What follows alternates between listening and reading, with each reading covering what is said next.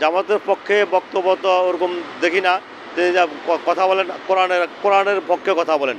কোরআনের পক্ষে কথা বললে হয়তো কোনো পক্ষে যদি চলে যায়, সেটা কেউ জামাত বলুক বা বিএনপি বলুক বা আওয়ামী লীগ বলুক, সেখানে তার করার কিছু নাই। তিনি কোরআনের পক্ষে সবসময় কথা বলেন।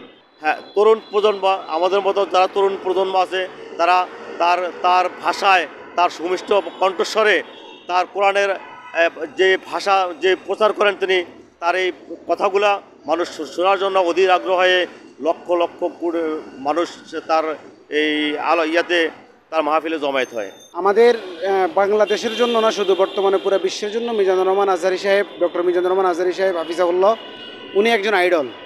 তা আমার মনে হয় উনাকে তরুণরা যেভাবে পছন্দ করে, উনার চলা এবং কি উনার আদর্শ মেনে যেই তরুণরা আরও চলে, ইনশাল্লাহ আগামীতে এই তরুণদের হাতেই আমাদের বাংলাদেশ ইসলামিক দিক থেকে এবং কি সর্বদিক থেকেই যদি একজন আলেমকে আদর্শ করে চলে, বাংলাদেশের জন্য ভালো এবং কি সর্বক্ষেত্রে সামাজিকভাবে সর্বক্ষেত্রে ভালো। আশা করি আমাদের তরুণ সমাজের প্রতি আমাদের মিজানুর রহমান আজহারী সাহেবের মাহফিল থেকে যেন এইটুকু শিক্ষা নেয়, যেন আমরা আল্লাহ রসুলের সুন্নত মোতাবেক চলে। ওনার যেই কথা বলার যেই ধারণা, যেই স্টাইল, এইটা কথা বলারই মানে একজন যুবকের প্রতি আকৃষ্ট। ওনার যেই বয়ান, সবগুলো তো একদম বলার মতোই। ওই যে এখন একটা কথা বলছিল, ওই যে একদল খাইছে তো আর একদল খাওয়ার লেগে উৎপাত হয়ে বসে আছে। উনি তো এই যে কথাটা যেটা বলছিল, ওইটা তো কোনো দলের উদ্দেশ্য বলে নাই, কোনো দলকে নিয়ে উদ্দেশ্য করা বলছিল, কোনো দলকে উদ্দেশ্য নিয়ে বলে নাই। তো ওনার কথা গায়ে মাখে কারা? যাদের গায়ে লাগে তারাই তো গায়ে মাখে, তাই না?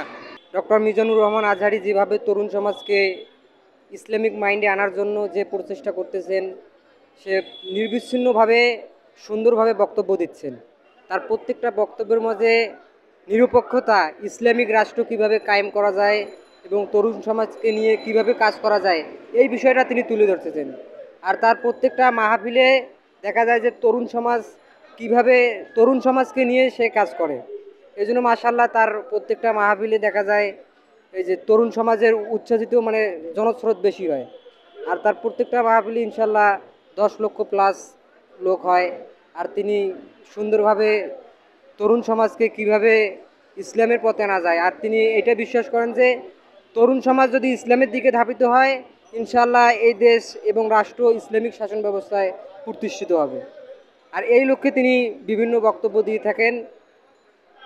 এটাই মানে একটা প্লাস পয়েন্ট যে তার যুব সমাজকে নিয়ে কাজ করার কারণে ওনার মাহফিলে যুব সমাজ বেশি উত্তেজিত হন এবং ওনার বক্তব্যকে চয়েস করেন।